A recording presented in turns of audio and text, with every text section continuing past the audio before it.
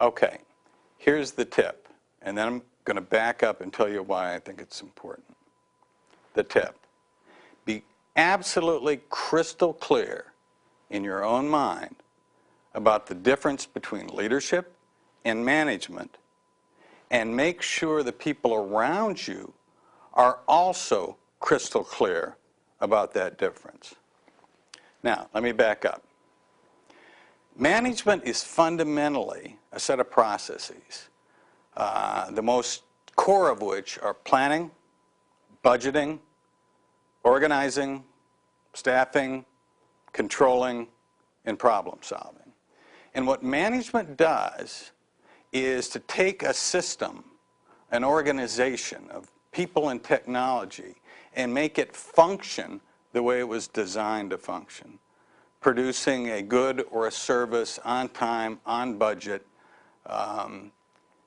absolutely the way it was designed to work. What leadership is it's a set of processes involving creating a vision of the future and a strategy for getting there, for communicating that out to people in a way that gets them to buy into it, and then creating an environment that motivates those people, that inspires those people to want to make that vision a reality.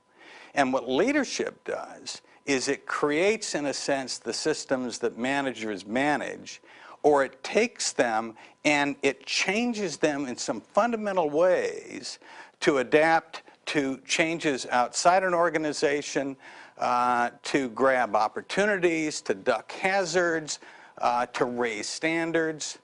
Both are obviously very important, but if you don't get it clear what each is, you run into these problems. Here's the most typical.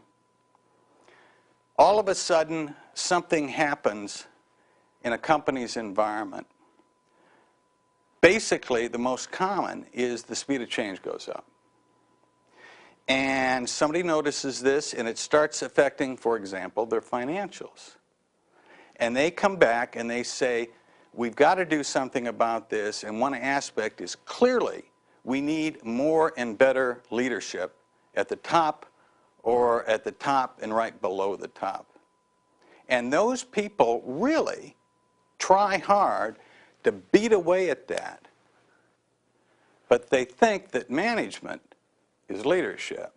So what they work at is the planning stuff, the budgeting stuff, the organizing stuff. And at a certain point, you can literally become overmanaged and underled.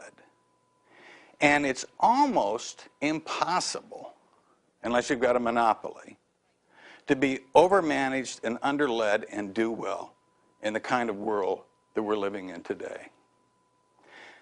I see it in performance appraisal forms. People are trying, the leadership word is coming up more. There it is in the performance appraisal. And I look at the items underneath it, half of them are management items. So because of the lack of clarity, as they try to cram that into the system, into succession planning, into recruiting, what they're in reality doing is promoting more people who are good at management, bringing in more talent that has management potential, not leadership potential. And they're not solving the real leadership problem that can help them deal with this increasingly turbulent, changing environment.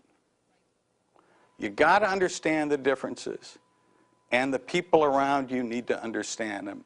And if you don't, you get yourself into trouble.